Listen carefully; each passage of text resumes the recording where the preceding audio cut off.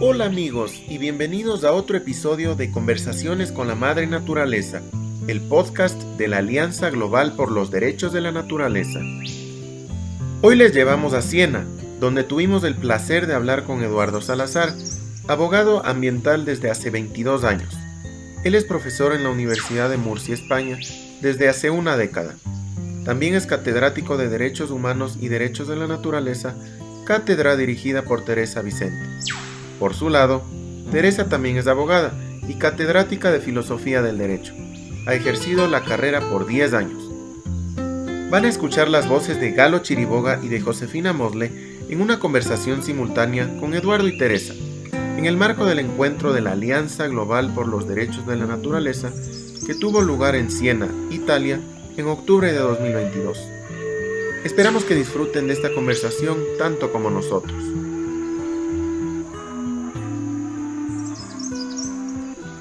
Eduardo, ¿cómo fue que te vinculaste o que escuchaste de los derechos de la naturaleza por primera vez? Yo era muy escéptico con los derechos de la naturaleza, o bueno, mucho no, pero era escéptico. Me llamaron desde Almería, que es una provincia que está en España justo continua a la que yo vivo, que es Murcia, y me llamaron para un asunto. Era un asunto muy complicado porque había una fuente que tenía unos hábitats de especies de aves y de anfibios, y la fuente se estaba acabando, se estaba agotando la fuente, y no sé si sabéis que Almería o la parte sureste de España es muy desértica. Entonces la cuestión era que tenía que plantearles el asunto de una manera eficaz, no podía fallar. Había un inglés, no digo el nombre, pero hay un señor inglés muy activo, muy motivado, que me llamó, me puso la cabeza loca, y un día un día que estábamos hablando de cómo solucionar el asunto, porque la fuente se secaba porque había unos olivos, como los que hay ahí en el claustro, unos olivos gigantes que estaban regando. Entonces ese agua la estaban quitando del acuífero de la fuente. Bueno, entonces este señor me dice, el inglés, me dice, bueno, yo quiero hablarte de los derechos de la naturaleza. Yo le dije, mira, yo es que no tengo ni idea de lo que es eso. Yo solamente sé lo que es un espacio natural protegido y lo que es la Red Natura 2000, que es una red de espacios naturales protegidos en Europa. Digo, esa es la única manera que yo te puedo ayudar. Entonces, este señor me dijo, bueno, pues te voy a presentar a unas amigas que están trabajando desde Inglaterra el tema de los derechos de la naturaleza. Y yo dije, ¿derecho de qué? Y entonces me pusieron en contacto de una videoconferencia en mi despacho, todavía recuerdo ese momento, en un despacho que tenía yo con mi padre, que también es abogado, y un abogado conservador. Yo no soy tanto, pero en este caso sí lo fui, porque me pusieron en contacto con Muntaito, que está por aquí también, ¿no? Entonces Muntaito me contó toda la filosofía y yo dije, pues mira, eso me parece muy bonito. A lo mejor lo hacen en Sudamérica y en Estados Unidos y en Australia o en Nueva Zelanda, pero es que España no veo yo que esté preparada para una cuestión así, ¿no? Bien. Entonces, yo abandoné el asunto. La verdad es que no estaba yo muy fino en ese momento y me sentía frustrado con la legislación que íbamos a aplicar y veía que no había solución. Porque yo lo primero que pedí fue a un informe de un hidrogeólogo que acreditase ante el tribunal que los olivos estaban secando la fuente. Y eso era muy difícil, ese tracto, esa evidencia era muy difícil. Claro, yo lo que estaba manifestándose, lo que yo manifesté a David es que el señor inglés, es que el derecho no estaba preparado, el derecho procesal no estaba preparado para una acción así. Él me quería pagar, me decía que tenía mucho dinero, pero yo no lo veía. Y tampoco vi los derechos de la naturaleza ahí. No lo vi maduro el tema en España para llegar.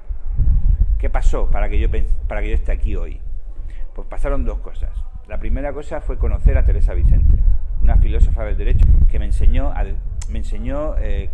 a criticar el derecho vigente y a tener una función crítica y decir, si esto no nos vale, busquemos otra cosa. Si este modelo económico no nos vale, es porque el derecho no nos vale, porque está destrozando el mundo, está colapsando el mundo. Vamos a buscar un derecho diferente que venga de la idea de justicia, de una justicia ecológica, y esa justicia ecológica tiene que informar tanto la economía como el derecho. Entonces, luego entendí a Muntaito, porque luego Teresa invitó a Muntaito y Muntaito habló de ese famoso, no sé si conocéis los círculos que hace Muntaito, donde la economía está en un centro, luego están los derechos humanos y luego están los derechos de la naturaleza. Y entonces yo empecé ahí a ver. Yo ya había publicado con Teresa un libro que se llamó Justicia ecológica en la era del antropoceno.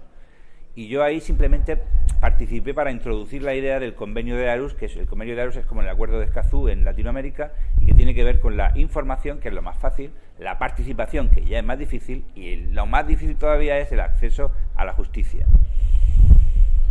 Y lo otro que pasó es que el Mar Menor colapsó.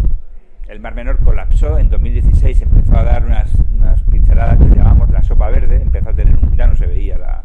Yo me había bañado con mi abuelo en el Mar Menor y había estado jugando con los caballitos de mar que están casi en extinción en el Mar Menor. Y lo más importante del Mar Menor es que las aguas eran transparentes y ahora era una sopa verde.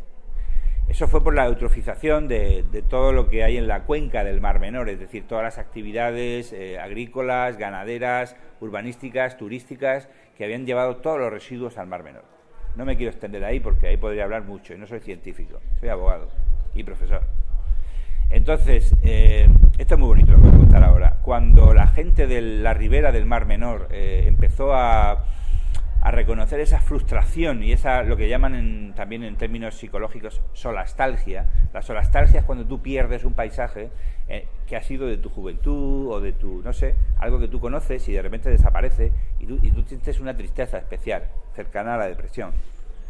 Bueno, pues me llamó una de esas personas que estaban reuniéndose en la Plaza del Espejo, se llama así, la Plaza del Espejo junto al Mar Menor, me llamó y me dijo: Eduardo, ¿puedes venir a explicarnos qué se puede hacer con las leyes que tenemos ahora mismo aprobadas y vigentes?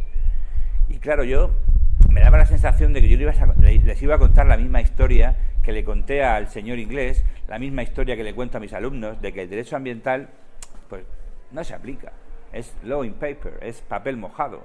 Entonces le dije: Teresa, ¿te quieres venir? Y Teresa, por supuesto, me dijo: me voy contigo. Entonces yo hablé y le comenté pues los casos criminales donde yo represento a Greenpeace, los casos legales administrativos donde yo represento a distintas asociaciones en torno al Mar Menor, les hablé de la posibilidad de acudir a la Unión Europea, pero no me creyeron. Estaban igual. A mí nadie vino a decirme nada. Sin embargo, Teresa habló. Y Teresa habló de los derechos de la naturaleza. Y habló y dijo: ¿por qué no le damos derechos al Mar Menor? Y la gente, cuando termina Teresa de hablar, se van todos y todas, sobre todo todas, muchas mujeres, a darle un abrazo a Teresa y a decirle: nos has devuelto la esperanza. Nos has devuelto la esperanza, Teresa. Yo ya estaba convencido en ese momento de los derechos de la naturaleza, pero lo que no estaba convencido era de que un procedimiento de 500.000 firmas iba a ser sencillo. Eso es lo que yo no sabía y lo que yo dudaba, porque dudé mucho tiempo y Teresa nunca dudó. Entonces, yo estoy aquí ahora y estoy disfrutando de este fenomenal encuentro porque conseguimos algo muy difícil, que es una iniciativa legislativa popular para darle derechos al Mar Menor y a toda la cuenca. Chicos, toda la cuenca es 120.000 hectáreas protegidas que tenemos que ver qué hacemos ahora. Ahora es muy importante, por eso es tan importante el Convenio de Aarhus, porque Teresa y yo fundimos la nueva filosofía, la nueva idea de justicia ecológica, los derechos de la naturaleza con la participación y el acceso a la justicia. Es decir, el Mar Menor no puede hablar, desgraciadamente. El Mar Menor no puede ir a la justicia, desgraciadamente. Y cuando decimos que alguien tendrá que ir, pues inventamos unos comités de participación que se llaman representantes, seguimiento y científico, y esos 3 comités, sobre todo el de representantes, donde estaremos los que impulsamos la iniciativa legislativa popular, en ese comité de representación pues van a estar las administraciones, pero con mayoría ciudadana, cuidado, que no nos fiamos de ellos ya, que han estado 30 años sin conservar el Mar Menor y aprobando un montón de normas que han quedado en papel mojado. El comité científico es muy importante también porque nos va a enseñar a escuchar al Mar Menor, es decir, escuchar lo que necesita el Mar Menor, y eso nos va a dar contenido a los derechos. Y por último, y no menos importante, porque ahí me siento yo muy fuerte, es el acceso a la justicia, que es la acción popular, es decir, cualquier persona, ya no ciudadano, es decir, vosotros, cualquiera de vosotros, sois personas aunque no tengáis la residencia en España, podéis, y eso sería muy bonito que Garn lo hiciera, podéis intentar aplicar la ley del Mar Menor ya desde el lunes pasado, el lunes 3 de octubre, está la ley publicada y es derecho vigente. El plazo para que se constituya la comisión de representantes es de 3 meses y bueno, y eso es un poco lo que quería contar. Teresa, tú sos de Murcia y sentís el Mar Menor de una forma especial. ¿Nos podés contar un poquito más de eso? Sí, bueno, el Mar Menor, además de ser un ecosistema único, además de ser la laguna salada más grande del Mediterráneo, además de tener un valor ecológico tremendo que lo demuestra todas las figuras de protección que tiene a nivel internacional, regional, nacional, local, es la seña de identidad de todos los murcianos y las murcianas. También es muy importante para España.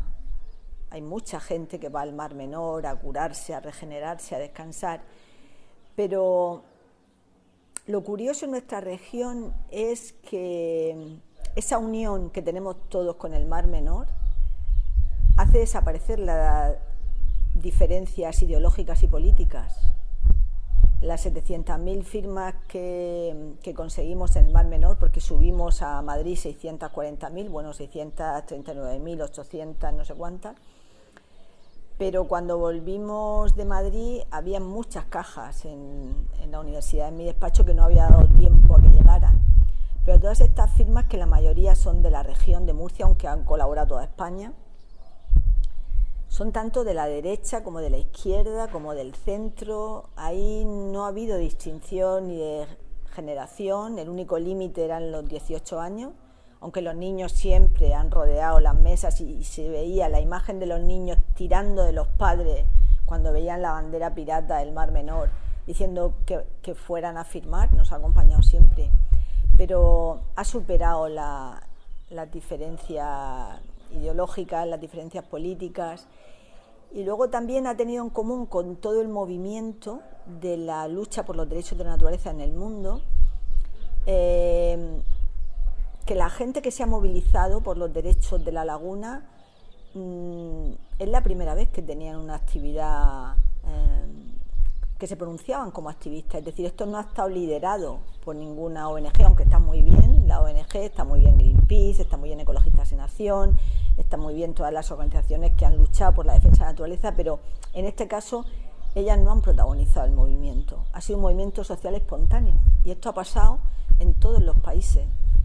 Ha sido un pueblo que se ha sentido unido con un ecosistema que estaba muy enfermo y que se ha sentido responsable de esta enfermedad y de esta amenaza de muerte, y ha hecho ese grito de muerte, lo ha convertido en un grito por los derechos a la vida y a la protección del ecosistema. Recién hablabas de los recuerdos en Mar Menor, de la identidad, de lo que vive la gente en el Mar Menor. ¿Qué nos podés contar de eso? Bueno, pues también una gran parte de las activistas del Mar Menor eran mujeres muy mayores, porque ya nos decían que sin el Mar Menor no podían andar. ¿Y qué voy a hacer yo sin el Mar Menor? Si yo ando gracias al Mar Menor, porque se meten en sus aguas y se curan. ¿Qué voy a hacer yo sin mi nieto? Si era cuando nos uníamos la familia y ahora no los dejamos bañarse. Si hablas de la adolescencia de los murcianos y las murcianas, todos nos hemos enamorado en el Mar Menor. Es algo que todos hemos vivido, las fiestas en los balnearios, navegar por la laguna. Es algo que lo llevamos dentro. Las canciones que han salido, el himno al Mar Menor, los grupos de música, de cine, de teatro, que nos han acompañado, ellos cuentan su vivencia con el Mar Menor. ¿Y por qué los derechos de la naturaleza para el Mar Menor? O sea, ¿por qué eligieron ese camino, digamos? Primero porque la experiencia, ese estudio nació de la Clínica Jurídica de la Universidad de Murcia y lo dirigí yo. Los derechos de la naturaleza vienen de un nuevo paradigma de justicia, viene de la filosofía del derecho, el paradigma de la justicia ecológica, que es el que reconoce la unión con la naturaleza del ser humano. Ya en otros países, sobre todo pues en Latinoamérica, en Nueva Zelanda, había nacido esa nueva figura jurídica de reconocer que la naturaleza está viva, que el peligro que corre la naturaleza se debe a la responsabilidad de un modelo económico que no tiene en cuenta la vida del ecosistema, y que la protección del derecho ambiental no ha servido para nada. Llevamos 40 años con normas de protección y el Mar Menor es un ejemplo. Habrá servido para demostrar el valor del ecosistema, habrá servido para que el modelo económico sepa que no es una externalidad la naturaleza, pero el modelo económico sigue haciendo de la suya, y sin contar con que el centro de la vida es la naturaleza. Por tanto, también viene esta figura de la crítica a un modelo de protección de la naturaleza que no funciona en 40 años y estamos a punto de colapsar. En todas las COP se nos dice que vamos a peor, desde el Acuerdo de París. En la última de Glasgow, yo estuve allí, y en la anterior y en Madrid, en Glasgow estábamos peor, en Egipto no vamos a solucionar nada, ya se sabe. Entonces tenemos, la filosofía del derecho lo que hace es que reflexiona sobre la realidad del derecho, si no funciona se pregunta por qué, y propone un nuevo modelo. Por ejemplo, la justicia social nació frente a la justicia liberal, que excluía de la personalidad jurídica a las mujeres, a los trabajadores, a los niños. Entonces, es una figura que viene de la filosofía del derecho. Al salir el estudio de la universidad, pues tenía que venir de gente que estamos estudiando todo el proceso.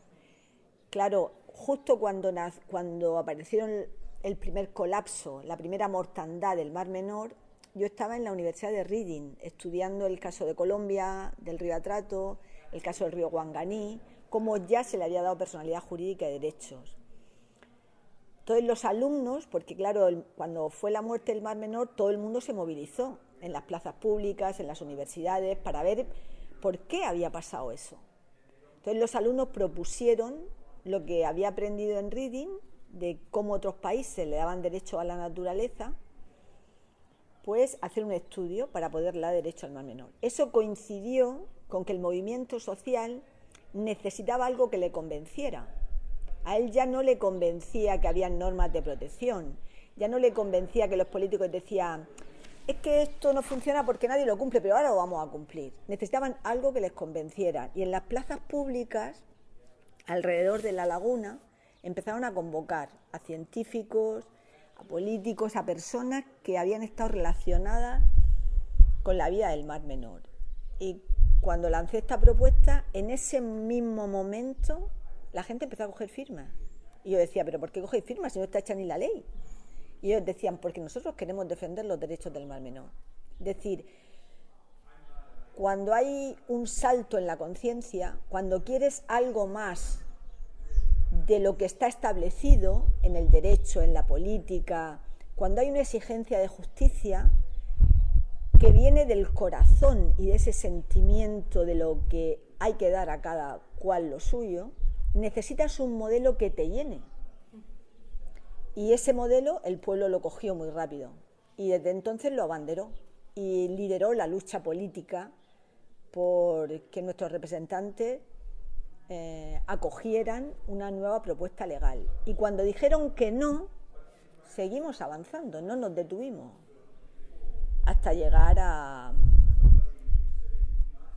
las Cortes Generales y, bueno, escucharon la voz de un pueblo que se había movilizado para dar una nueva solución que ya estaba en marcha en otros países, y una solución que era un avance en igualdad. En realidad sigue la estela del derecho, de excluir a los incluidos, de una nueva realidad como es la ciencia de la ecología, que nos dice que no estamos separados los seres humanos de la naturaleza, sino que formamos parte de ella, que nos complementamos, que eso entre en el ámbito jurídico, pero entre de raíz, no entre manteniendo todo como estaba, como ha pasado con el derecho ambiental. El derecho ambiental no ha movilizado nada. Los que siguen teniendo los derechos son los grandes contaminantes, las empresas, las corporaciones, y nosotros como consumidores, tampoco como seres humanos, sino los campos de refugiados no estarían llenos de gente joven y de mujeres, porque no pueden entrar en Europa, porque está todo nuestro litoral mediterráneo lleno de campos de refugiados, que vienen en pateras que no tienen impacto en el Mediterráneo, y en cambio los grandes buques de carga le abren todos los puertos si la carga peligra. Pues porque esas personas no tienen el modelo de consumo que va a permitir mantener los pilares de este modelo que domina el mundo, no solamente Europa. O sea, el mundo está dominado por un modelo económico financiero y eso se debe a que las finanzas tienen poder de actuar, tienen personalidad jurídica y derechos mucho más que las personas y, por supuesto, más que la naturaleza, porque la naturaleza ha empezado a tener derechos ahora. Entonces, es el camino conservador del derecho de equilibrar en igualdad la parte explotada. Ahora, la parte explotada es la naturaleza y la naturaleza está viva y tiene sus propios derechos, tiene su ley que le permite desarrollarse y es la que ha violado un modelo económico que ha convertido al ser humano en el principal agente geológico del planeta.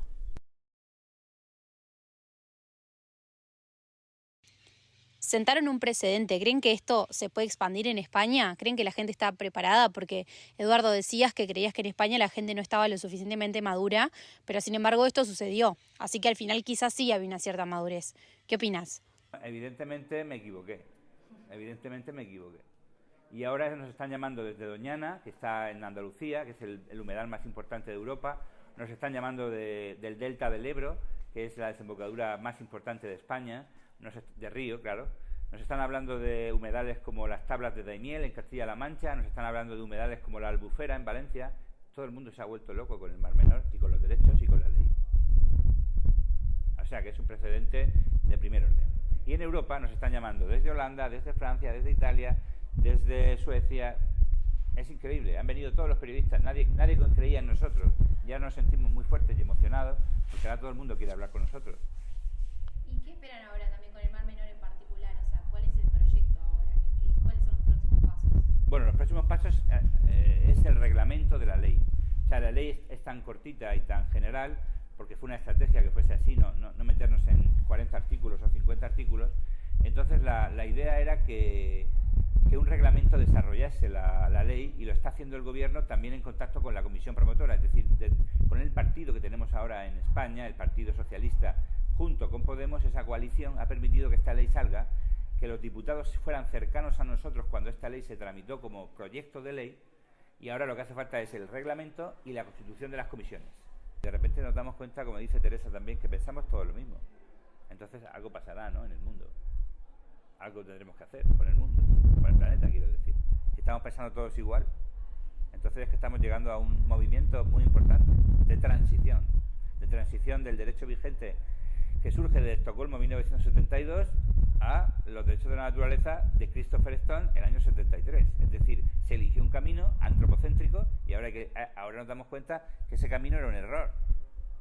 Porque el mundo está colapsando, estamos en el antropoceno. Entonces el camino correcto era el ecocéntrico. Y yo aquí me encuentro a mucha gente ecocéntrica. Yo diría que no hay nadie antropocéntrico. No sé vosotros cómo seréis, pero yo desde luego soy ecocéntrico. Teresa, ¿es verdad que conociste los derechos de la naturaleza a través de un póster? Pues eso fue ya dándole vueltas porque mi primer trabajo investigador fue en los años 90. La primera monografía fue en 1995 sobre la justicia ecológica. Pero claro, yo estaba moviéndome en la filosofía del derecho, porque para crear este modelo tenías que empezar desde la filosofía del derecho. Pero la idea siempre era bajar a los tribunales, bajar a la ley, Entonces un día en casa de Gunther, en Alemania, entré a su casa en el bosque y me encontré un póster que ponía el Tribunal de los Pueblos por los Derechos de la Naturaleza. Y le dije, ¿es que ya hay un tribunal por los derechos de la naturaleza? Y me dijo, sí, hay un tribunal que lo hemos montado en Berlín y ha participado gente que está aquí. Participó Tom, que está aquí, y también Natalia Green. Y a mí eso pues me despertó el que normalmente la sociedad se mueve mucho más rápida que las instituciones políticas y jurídicas. Y ya me despertó que había ese movimiento. A eso se unió que unos años después, ya de otras universidades empiezan a decirme que se le ha dado derecho a la naturaleza. Claro, si se le ha dado derecho a la naturaleza y hay tribunales que son los propios ciudadanos los que conforman esos tribunales, a mí me dio mucha esperanza como ciudadana y como jurista, porque claro, Yo lo que estaba explicando ya a mis alumnos en la universidad era cómo habían tribunales que montaban las grandes corporaciones y los tratados de libre comercio que se cargaban todos los tribunales de los propios países que forman parte de los ordenamientos jurídicos. Son tribunales que ellos montan, que ellos deciden y que ellos son los que pueden ir. Entonces, claro, es ese poder financiero que se mueve al margen del derecho, pero que legaliza lo que tenía que ser y es ilegal y es ilegítimo. El que hubieran ya tribunales que nacían de la gente y decían no nos da tiempo a meternos en esta institucionalización de las finanzas, pero vamos a empezar nosotros ejerciendo, a mí me dio mucha esperanza. Y fue una de las razones que me animó a seguir estudiando el camino de la filosofía del derecho hasta la teoría del derecho y a acabar en el derecho positivo y los derechos subjetivos. Saber que había un movimiento social universal en marcha, montando tribunales que le hacían frente a los tribunales de las grandes empresas, donde, te tiras estudiando toda tu vida de derecho y te preguntas, ¿pero por qué? Si todo esto ya no vale, si el poder financiero se puede cargar todo esto y encima tener su propia jurisdicción a la que no tienen acceso la sociedad civil, ¿no? y los pueblos.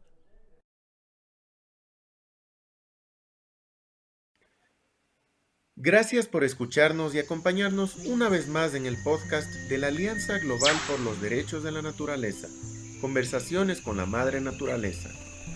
Este episodio forma parte de una colección más grande de exploraciones del creciente movimiento de los derechos de la naturaleza. Manténgase sintonizados para más contenidos.